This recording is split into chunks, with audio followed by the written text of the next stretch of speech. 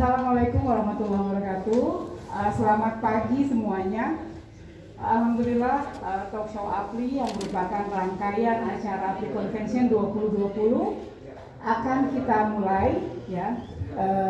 Di studio telah hadir Ibu Kepala Badan Pengawas Obat dan Makanan, Dr. Insinyur Penny Kalucito MCP, Ibu Dr. Randa Rita Endang APT MKes, Deputi Bidang Pengawasan Pangan Olahan Badan POM, serta jajaran direktur yang ikut hadir, Bapak Dr. Muhammad Buhori Muslim LCMMA, Ketua Bidang Industri Bisnis dan Ekonomi Syariah DSN MUI.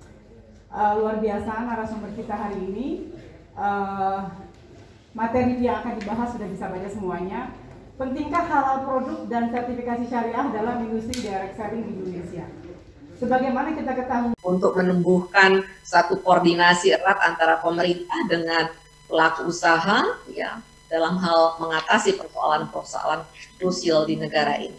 Kita lihat visi Badan POM sebentar. Ini ada visi misinya. Visinya jelas bahwa Badan POM itu mewujudkan kesehatan masyarakat dan daya saing obat dan makanan yang berkualitas.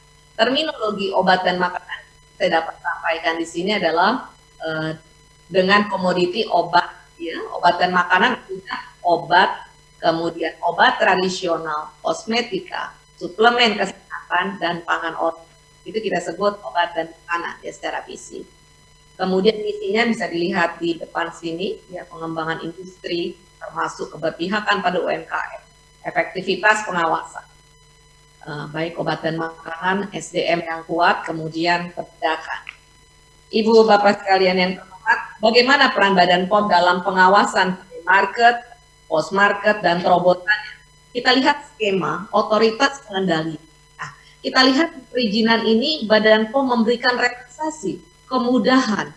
Nah, dengan adanya standar, ya, kemudian fasilitas produksinya diproduksi dengan melalui fasilitas produksi. Untuk apa? Mutunya terjamin. Nah, kemudian produk tersebut dengan dosier dan dokumen harus melakukan registrasi untuk memeriksa apa? Keamanan, ya, keamanan obat, khasiatnya, dilakukan pemeriksaan melalui berbagai klinik, ya, tahapan uji klinik, preklinik, dan uji klinik, ya. Kemudian maka diterbitkanlah izin edar. Nah, ketika izin edar ini diterbitkan, maka untuk melihat konsistensi pelaksanaannya, ya, konsistensi pelaksanaan dari ketika diberikan izin edar, maka dilakukan pengawasan, samplingnya, pengujian. Kami lakukan sampling pengujian sebagaimana negara FDA lainnya melakukan. Kemudian juga monitor terhadap apa? Iklannya, promosinya, labelnya.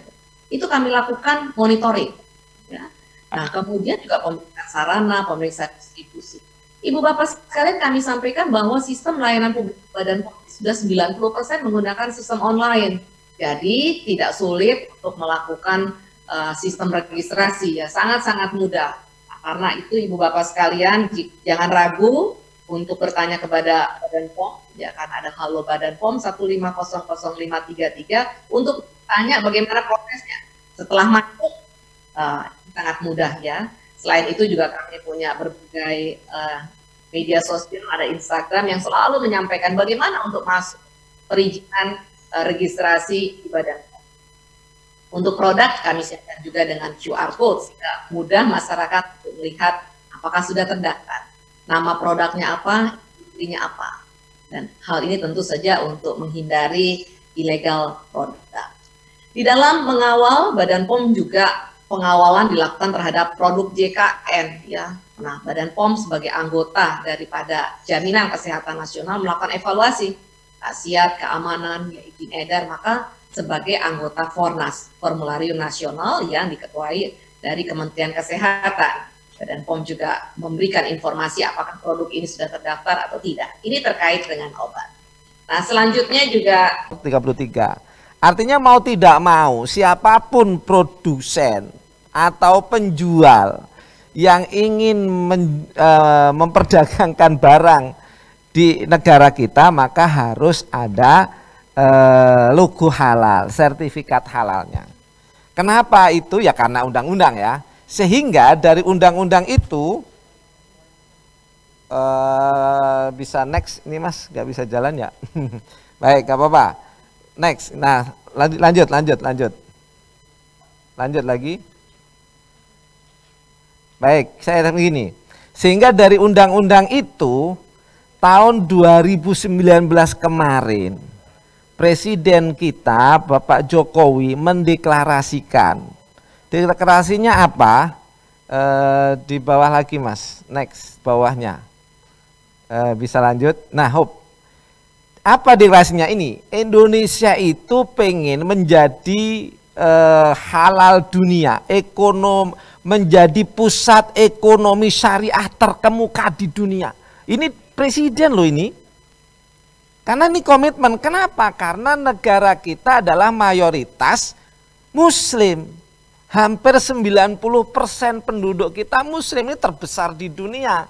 Masa iya kita tidak bisa menjadi pusat ekonomi syariah? Ya, ekonomi syariah itu kan bisa diwakili 3 Bapak Ibu.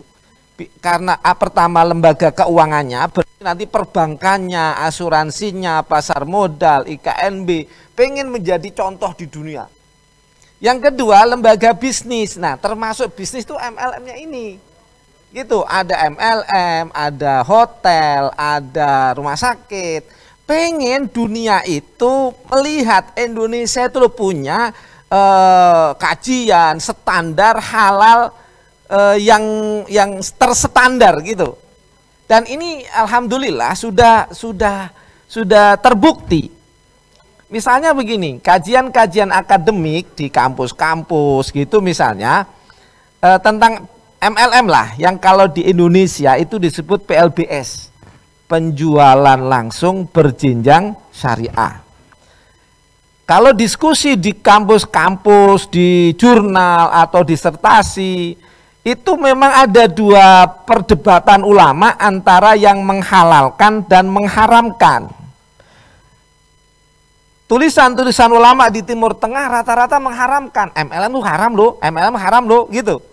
Nah, kita di Indonesia, ulama-ulama kita yang ada tergabung di Majelis Ulama Indonesia, khususnya di Dewan Syariah Nasional, itu membuat fatwa, menerbitkan fatwa, PLBS itu bisa dijalankan dengan syariah, MLM itu bisa syariah.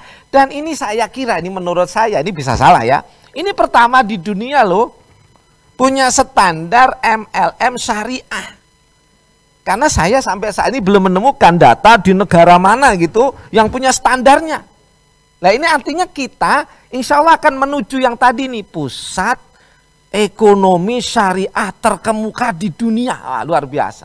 Nah, dari situlah KNEKS, Komite Nasional Keuangan dan Ekonomi Syariah, membuat 4 langkah bagaimana nanti kita, negara Indonesia menjadi pusat ekonomi syariah dunia. Di antara yang pertama tadi itu, yang tadi kita ngomongkan tentang halal, produknya halal gitu. Apa yang dihalalkan? Nah ini di antaranya. Negara kita, pemerintah, mulai semua lembaga, kementerian, ini terus bekerja sama, berjibaku usaha untuk mencapai deklarasi tadi. Kita sudah mendeklarasikan, Pak Presiden ngomong itu dalam bentuk master plan-nya. Itu ini yang perlu kita pertama halal food. Karena amanat undang-undang seluruh makanan harus tersertifikasi halal, kecuali yang tadi disampaikan, misalnya pisang. Masa pisang mau di sertifikat halal, kan aneh gitu.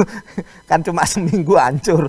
Ya itu nggak masuk begitu. Ini hal-hal yang misalnya olahan-olahan, maka harus halal. Semuanya harus halal.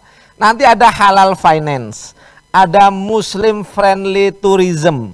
Sekarang sudah sangat menjamur, tuntutan dunia, orang tuh nuntut kalau mau wisata yang islami lah gitu. Hotelnya islami. Kemudian fashion. Fashion itu tidak hanya orang Islam yang mau pakai kerudung. Saya menemukan di internet itu di pusat fashion dunia itu kan di Prancis. Itu para desainer itu sudah merancang gara-gara COVID-19 ini. Desainer perempuan itu sudah pakai nakop, pakai apa namanya? Nikop, pakai cadar. Lah itu sudah menuntut Islam itu. Ya sekarang aja ya coba ibu-ibu berani nggak kita jalan-jalan nggak pakai cadar?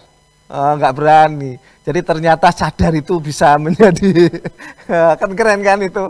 Jadi menuju ke sana. Ini gara-gara COVID. Nanti media rekreasi itu juga menuntut syari halal. Kemudian farmasi, obat-obatan, kosmetik. Nah, ini kosmetik nih yang mungkin banyak di apa nih MLM kita kan, atau obat-obatan. Ini menuntut